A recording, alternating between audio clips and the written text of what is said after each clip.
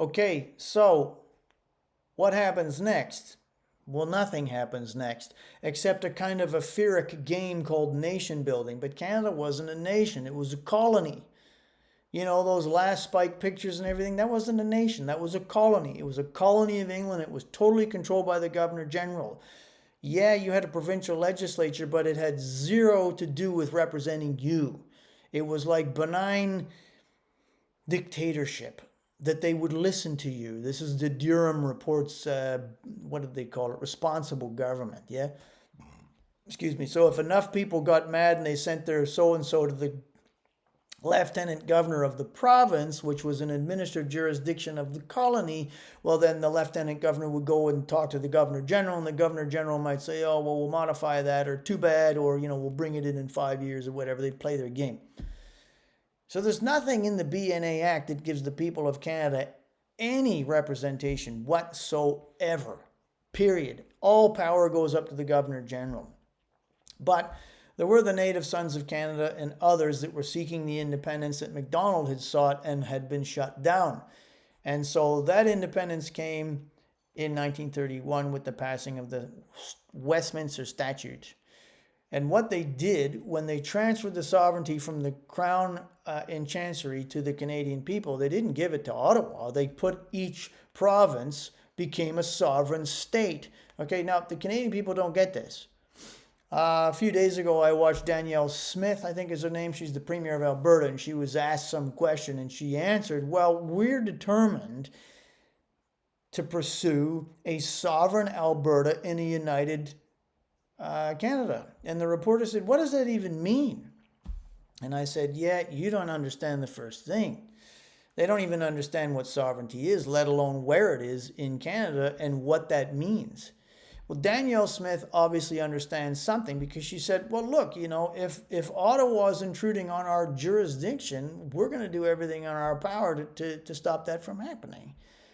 Well, here's the thing. If you live in Canada, where do you pay your property tax? You don't pay it to Ottawa. You pay it to your state, because that's what the Westminster Statute actually did, was make you states. And yet, Canadians, almost to the max, and all politicians and the news people, they always talk about provinces. Okay, so the Canadian people are stuck in this provincially minded, colonial minded way of perceiving themselves.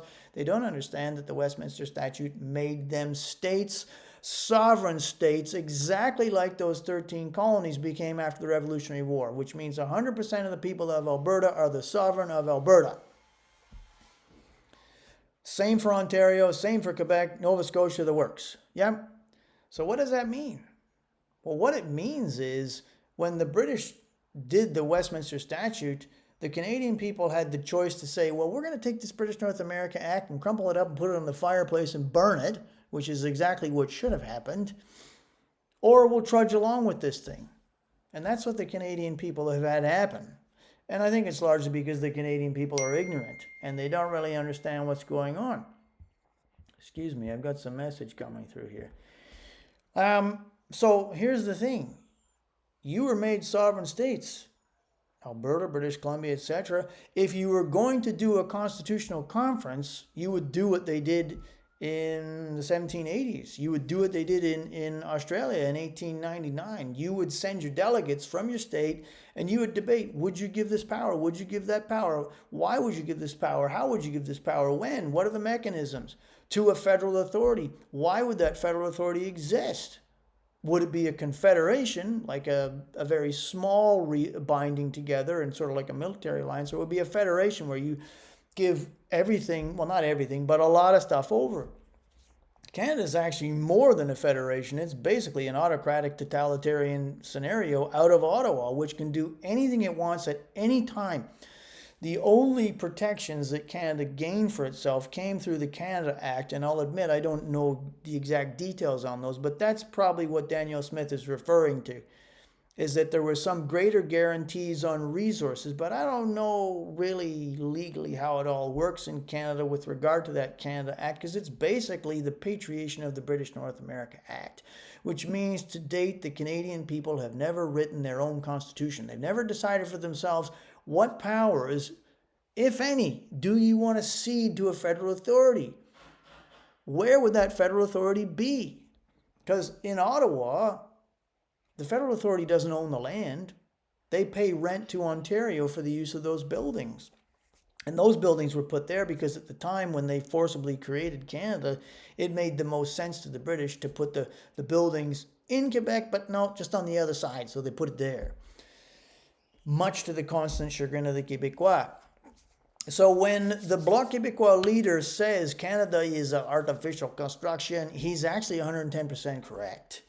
And the Canadian people don't like this idea because they're deeply patriotic to this thing called Canada, which I think is just a lot of silly flag waving. And for most of these people is stuck in 1812. They don't really have an idea about defining themselves and writing their own constitution, which raises the question, could the Canadian people actually get to the point of saying, wait a minute, the Westminster Statute made us sovereign states. Let's get rid of this Canada Act. Let's get rid of official bilingualism. Let's get rid of all this garbage and multiculturalism and stuff that was shoved down our throats by these pricks in Ottawa and write our own constitution. Send our delegates and hash it out and figure out where we're going to put the federal authority and what powers we'll cede and what not and all the rest of it. My answer is that's probably not going to happen because the Canadian people don't seem to be competent in these affairs. But worse, I have no beef with Quebec being full tilt boogie Quebec. Go for it. My view of official bilingualism is you get rid of it and you put in functional bilingualism, which means you just speak whatever language you speak and the people just deal with it. And, why don't you teach some French in your schools? I mean, moi, je parle français si je veux, mais ça, c'est seulement parce que j'apprends dans l'école par mon effort, pas de l'école, de l'université ou quelque chose comme ça. I learned how to speak French because I wanted to speak French. Nobody made me speak French. But you can't go into the government in Canada if you don't speak Québécois, which is like the French version of just post-Shakespearean English. It's craziness. But when you've got a guy like the French Québécois dude standing up and saying there's no future for oil and gas, and he's actually being antagonistic to another state in what's supposed to be a confederation, this is insanity. This is like two sides having a civil war without firing bullets. It's craziness. It's like, are you really suited to be together? Like, you really got to go ask yourself some serious questions. I mean, I've pretty much become a Western separatist by this point. It's like, forget about it. I remember being in Ontario in 1993. We were campaigning for Preston Manning's Reform Party in Toronto, in Yorkville, with all these yuppies going around with their wives with fake tits and their Lamborghini cars and their loafers with no socks and their fancy wool sweaters and stuff. It was a joke. I don't know how many votes we got, but Ontario basically slammed the door in the face of the West. They had every opportunity to form a government with Preston Manning's Reform Party, and they didn't. And what's happened ever since? They just slam the door, they open it and spit in the face of the West and close it again. So anyways, I'm sort of wandering off topic here. If you're in Canada, this is your sovereignty question, is where's the sovereignty and what are you going to do about it? If you're in the United States, I'm glad you stuck around because there's some very tricky questions that happened with regard to sovereignty at the Civil War period. So I think we'll knock this one on the head here and we'll get to that in the next.